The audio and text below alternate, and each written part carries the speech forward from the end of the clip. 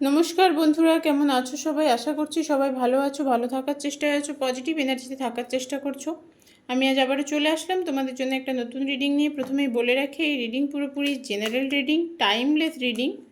যখন দেখবে, যে সময় দেখবে, সেই সময় থেকে কিন্তু রেজোনেট করতে শুরু করে দেবে। আর যেহেতু এটা জেনারেল রিডিং, সেই কারণে প্রত্যেকের সাথে 100% ম্যাচ করবে না, এটাই স্বাভাবিক। যার সাথে যতটা ম্যাচ করবে ততটাই নেবে, বাকিটুকু ঝেড়ে ফেলে দেবে। যদি মনে হয় ম্যাচ করছে না, স্কিপ করে যাও।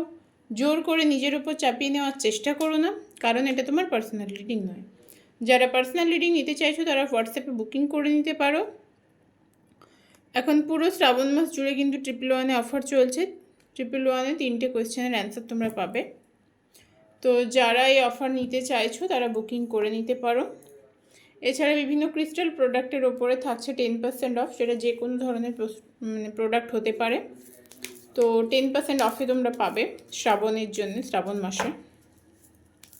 যদি কিছু বুকিং করার থাকে অবশ্যই হোয়াটসঅ্যাপ করে নিও। আর প্লিজ সবাইকে বলবো, বিশেষ করে ক্রিস্টাল শুধু নয়, যে কোনো প্রোডাক্ট বুক করলে আমার থেকে একটু হাতে সময় নিয়ে করবে, একটু হাতে সময় নিয়ে করবে, কারণ প্রোডাক্ট ডিসপ্যাচ হতে একটু সময় লাগে। অনেক কিছু ব্যাপার থাকে, অভিমন্ত্রিত করতে হয়, এনার্জাইজড করতে হয়, সবটা রেডি থাকে না সব সময়, কারণ দিনক্ষণ তিথি অনেক কিছু ব্যাপার থাকে। তো সেই কারণে প্লিজ সবাই একটু হাতে সময় নিয়ে করবে, খুব তাড়া দিও না কেউ। আর যদি তাড়া থাকে, বুকিং করার দরকার নেই। প্রথমে দেখে নেব তোমাদের কি এনার্জি। যদি এনার্জি তোমাদের সাথে ম্যাচ করে যায় তাহলে পুরো রিডিংটি তোমার জন্য। চলো দেখে নেওয়া যাক তোমাদের কি এনার্জি।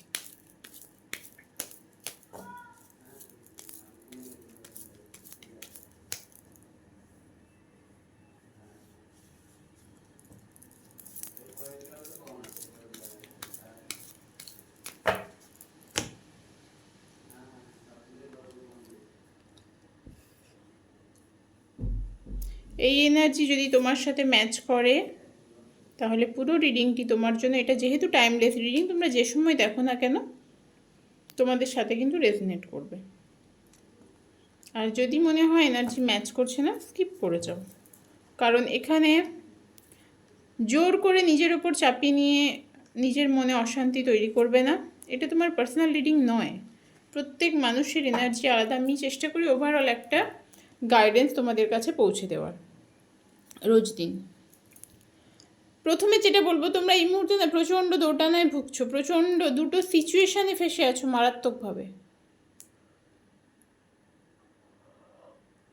দুটো সিচুয়েশানের মধ্যে তুমি জগা খিচুড়ি হয়ে আছো।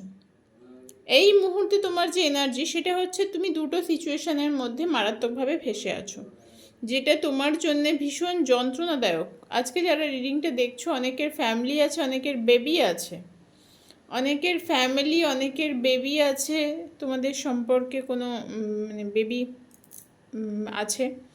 তো এত কিছুর পরেও তুমি নিজেকে চেষ্টা করো অল্প হলেও স্টেডি রাখার, বাট সব সময় স্টেডি কিন্তু থাকতে পারছো না। তোমাকে কোনো মানুষ, তোমার পার্টনার মেবি প্রচণ্ডভাবে যন্ত্রণা দিয়েছে ইচ্ছে করে, যেটা হয়তো তুমি কোনোদিন ভাবোনি যে আমাকে এইভাবে এইভাবে একেবারে পেছন থেকে আঘাত করেছে। শত্রুর সামনে থেকে আঘাত একটা আলাদা জিনিস, কিন্তু পেছন থেকে আঘাত করা সেটা অনেক বেশি যন্ত্রণাদায়ক। যেটা তোমার পার্টনার তোমার সাথে করেছে, সেই কারণে কিন্তু তুমি আরও বেশি ভেঙে পড়েছো। তোমাদের মধ্যে কোনো তৃতীয় ব্যক্তির ইনভলভমেন্ট আছে, যার জন্যে সমস্যা তৈরি হয়েছে। তুমি কিন্তু এই মানুষটাকে প্রচণ্ড ভালোবাসতে শুধু বলবো না, এখনও কোথাও মনের কোণে হয়তো ভালোবাসা আছে, এখনও কোথাও তুমি হয়তো প্রচণ্ড রকমের ভালোবাসো এই মানুষটিকে, কোথাও প্রচণ্ড রকমের ভালোবাসো, চাইলেও তাকে ঘৃণা করতে পারছো না, এরকম একটা সিচুয়েশন। তোমার লড়াইটা তোমার একান্তই নিজের। এই মুহূর্তে তোমার যে সিচুয়েশন, সেখানে কিন্তু তোমার লড়াইটা একান্ত তোমার নিজের, তোমার সাথে কেউ লড়ছে না। আচ্ছা, ক্যান্ডেলটা নিভে গেছে, আমি ক্যান্ডেলটাকে একটু জ্বালিয়ে নিই, বাতাস দিচ্ছে। ক্যান্ডেলটাকে আমি একটু জ্বালিয়ে নিই, তারপর আমি আবার রিডিংটা কন্টিনিউ করছি।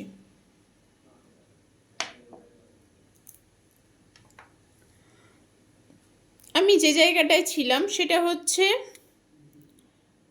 তুমি হয়তো ফিনান্সিয়ালি নিজেকে চেষ্টা করছো দাঁড় করানোর, তুমি হয়তো ফিনান্সিয়ালি নিজেকে দাঁড় করানোর চেষ্টা করছো, কিন্তু ফিনান্সিয়ালি দাঁড় করানোর চেষ্টা করলে কি হবে? তোমার লড়াইটা তোমার নিজের, তোমার একার সাথে, মানে তুমি নিজের সাথে নিজে লড়ে উঠতে পারছো না। একবার তোমার মনে হচ্ছে এই মানুষটাকে আমি ভালোবাসবো না, কিন্তু আলটিমেট তুমি এই মানুষটাকে ঘৃণা করতে পারছো না কোনোভাবে। তোমার পক্ষে কোনোভাবে পসিবল নয় এই মানুষটিকে ঘৃণা করার। সেটা কিন্তু তোমার জন্য একদমই ভালো নয়। তুমি কোনোভাবে পারছো না নিজেকে নিজের থেকে, নিজের মন থেকে তার প্রতি ভালোবাসাটাকে সরাতে কোনোভাবে পারছো না। এত খারাপ কিছুর পরেও, এত খারাপ কিছু করেছে তোমার সাথে, তারপরেও কিন্তু তুমি সেই মানুষটিকে সমানে ভালোবেসে যাচ্ছ। অনেকে আছে যারা আনম্যারিড, তারা কিন্তু বিয়ের স্বপ্নও দেখেছিলে, তারা কিন্তু বিয়ে করার স্বপ্ন দেখেছিলেন। অনেকে, বেশিরভাগ জন তো ম্যারিড আজকে, বাট অনেকে যারা আনম্যারিড আছো তাদের ক্ষেত্রেও বলছি, তারা কিন্তু ম্যারেজ হওয়ার স্বপ্ন দেখেছিলে। তুমি প্রচণ্ড পরিমাণে একটা ডিসব্যালেন্স অবস্থায় আছো, তোমার লাইফে ব্যালেন্স নেই, কারণ তুমি দুটো সিচুয়েশনের মধ্যে নিজেকে একেবারে ফাঁসিয়ে দিয়েছো। তুমি নিজেকে একেবারে দুটো সিচুয়েশনের মধ্যে ফাঁসিয়ে দিয়েছো, যেটা তোমার জন্যে তো ভালো নয়, তোমার জন্যে তো ভালো নয়, এবং তোমার ফ্যামিলি পরিবারও তাতে ক্ষতিগ্রস্ত হচ্ছে। এই মুহূর্তে আবারও কিন্তু হ্যাংম্যানের এনার্জি, তুমি টোটাল হ্যাং। তোমার লাইফে ক্ল্যারিটি নেই, তুমি কোন ওয়ে ধরে যাবে, এগোবে, সেটাও তুমি বুঝতে পারছো না। তুমি হয়তো কিছু হিডেন জিনিস জানতে পেরেছো যেটা তুমি জানতে না, কিছু জিনিস জানতে পেরেছো যেটা তুমি জানতে না, মানে কিছু লুকানো জিনিস ছিল হয়তো তোমার পার্টনারের সম্পর্কে, সেটা তুমি জানতে পেরেছো, সেটা জানতে না। তুমি এই মুহূর্তে টোটাল দিশেহারা। মানে আজকে যে রিডিংটি দেখছো আমার, তাকে বলবো তুমি কিন্তু টোটাল দিশেহারা, তোমার কাছে কোনো ওয়ে নেই, তুমি কোন দিকে যাবে বুঝতে পারছো না। বাট তোমার লাইফে কিন্তু এইরকম, মানে তোমার মনে হচ্ছে যে তোমার লাইফে কিন্তু এইরকম হবার কথা ছিল না। তুমি একটা অন্যভাবে নিজের জীবনটাকে ভেবেছিলে, বাট আলটিমেট সেটা হয়নি। কারণ একটা মানুষ তোমার জীবনটাকে তছনছ করে দিয়েছে, একটা মানুষ তোমার জীবনটাকে পুরো ঘেঁটে দিয়ে গেছে, যার জন্য তুমি আজকে পুরো ঘেঁটে আছো, যার জন্য তুমি আজকের যে সিচুয়েশনে পড়ে আছো সেটা টোটালি ঘেঁটে আছে। বাইরে এত বাতাস হচ্ছে, কোনোভাবেই ক্যান্ডেলটাকে আমি সামনে রাখতে পারছি না। এই হচ্ছে তোমাদের এনার্জি। এই এনার্জি যদি তোমাদের সাথে ম্যাচ করে, অবশ্যই রিডিংটি তোমার জন্য। যদি ম্যাচ না করে স্কিপ করে যাও, আরও অনেক রিডিং পেয়ে যাবে, যে কোনো রিডিং দেখতে পারো। যে রিডিংয়ের সাথে তোমার এনার্জি ম্যাচ করবে সেই রিডিংটাই কিন্তু তুমি দেখবে, কারণ এটা তোমার পার্সোনাল রিডিং না, এটা একদমই একটা জেনারেল কালেকটিভ রিডিং। তো নেক্সট টাইম আমরা দেখব তোমাদের লাইফে যে তৃতীয় ব্যক্তি, তোমাদের লাইফে, আমি তো একটু আগেই বললাম তোমার এনার্জিতে যে কোনো তৃতীয় ব্যক্তির ইনভলভমেন্ট আছে, যার জন্য সমস্যা। তোমার জীবনে যে তৃতীয় ব্যক্তি, সেই ব্যক্তি যার কাছে তোমার পার্সন এগিয়েছে, যার দিকে, সেটা কি পিওর লাভ নাকি শুধুমাত্রই শারীরিক টানে এগিয়েছে? দেখে নেওয়া যাক, শুধুমাত্রই কি শারীরিক টানে এগিয়েছে নাকি লাভ আছে ওখানে। অবশ্য চিটিং একটা চয়েস, ঠকানোর জন্যে কোনো পরিস্থিতি লাগে না। কোনো মানুষ যদি মন থেকে ভাবে যে এই মানুষটাকে আমি ঠকাবো, সে কোনো না কোনোভাবে কিন্তু ঠকিয়ে দেয়। তো সেই কারণে চিটিং করাটা মানুষের একটা চয়েস। চিটিং কিন্তু মানুষ ইচ্ছা করেই করে, কেউ পরিস্থিতিতে পড়ে করে এরকম নয়। এটা বললে আমি নিজেও বিশ্বাস করব না, এবং তোমরা যারা পরিস্থিতির শিকার তারাও জানো যে তারাও বিশ্বাস করবে না। চলো এবার দেখে নেওয়া যাক, যারা আমার ভিউয়ার্স আছো, যারা সাবস্ক্রাইবার্স আছো, তাদের জীবনে তাদের পার্টনার থার্ড পার্টির প্রতি আকৃষ্ট কেন? শুধুমাত্র কি শারীরিক টান নাকি এখানে ভালোবাসা আছে, সেটা দেখে নেওয়া যাক। Angel divine universe please guide করো।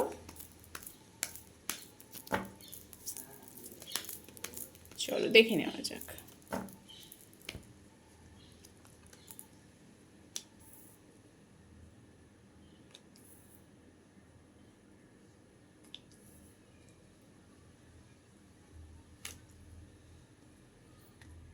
অনেকের ক্ষেত্রে তোমরা ম্যারিড পার্সনের সাথে ডিল করছো। বাবা, থার্ড পার্টি বললাম আর 3 এর কার্ডও চলে আসলো।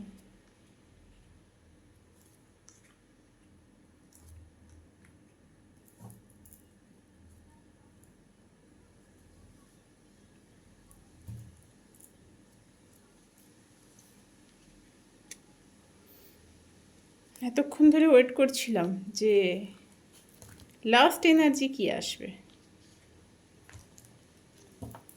চলো এবার আমি ক্ল্যারিফাই করি বিষয়টা। আচ্ছা, ক্যান্ডেলটা বারবার নিভে যাচ্ছে। প্রথমত হচ্ছে, তোমরা অনেকে ম্যারিড পার্সনের সাথে ডিল করছো। থার্ড পার্টি ভীষণ স্ট্রং, থার্ড পার্টি তো অবধারিত, মানে একদম শক্তপোক্তভাবেই আছে। দ্বিতীয়ত হচ্ছে, তোমার পার্টনার এই মুহূর্তে না, সেও তোমারই মতো হ্যাং অবস্থায় আছে, কারণ তার লাইফে অপশান আছে। থার্ড পার্সন ছাড়াও সে জানে, থার্ড পার্সনকে যদি সে না পায়, সে তোমার কাছে ফিরে আসলে তুমি তাকে আশ্রয় দেবে, তোমার কাছ থেকে সরে গেলে থার্ড পার্সনকে সে পেয়ে যাবে। তার লাইফে দুজনেই কিন্তু অপশান। এই কারণে তার কাছে কারোর গুরুত্ব নেই, না থার্ড পার্সন না তুমি, জাস্ট ইউজ করছে দুদিকেই।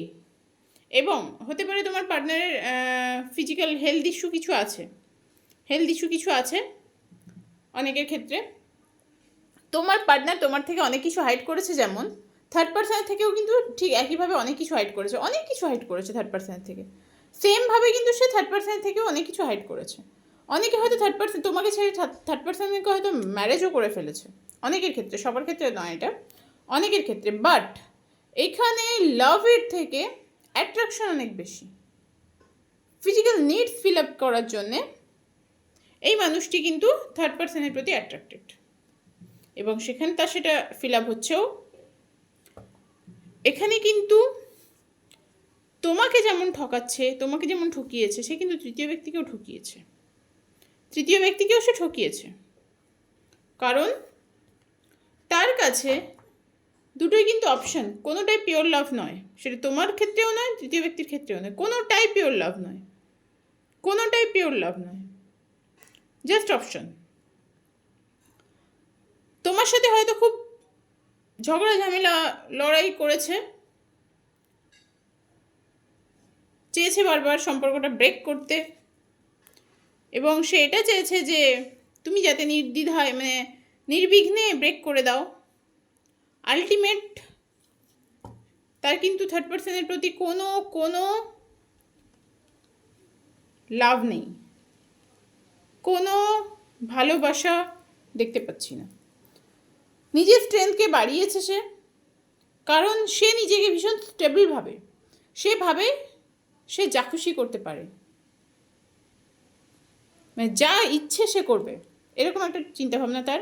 টোটাল মুভ অন করে গেছে, তোমার দিক থেকে মুভ অন করে গেছে। অনেকের ক্ষেত্রে হয়তো এখনও অল্প স্বল্প যোগাযোগ আছে, সেটাও কিন্তু মুভ অন করে যাবে, কারণ এই মুহূর্তে সে ভীষণভাবে দুটো সিচুয়েশানে জাগল করছে, দুটো সিচুয়েশানের মধ্যে ফেসে আছে।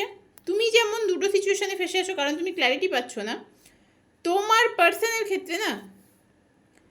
পার্সনের ক্ষেত্রে কিন্তু দুটো সিচুয়েশানে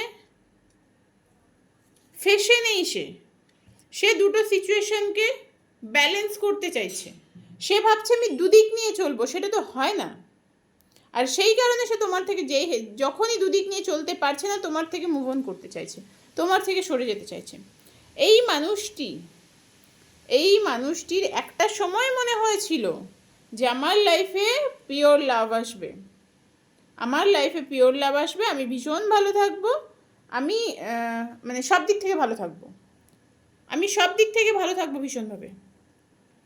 আলটিমেট থার্ড পার্টি কাছে সে গিয়ে তার কিন্তু একবার হলেও হার্টব্রেক হয়েছে, তার লাইফে কিন্তু এখন টোটাল বিষয়টা কিন্তু বোঝা হয়ে গেছে। এখন আর ভালো লাগছে না, অনেক দিন হয়ে গেছে, অনেক নিডস ফিল আপ হয়ে গেছে, আর ভালো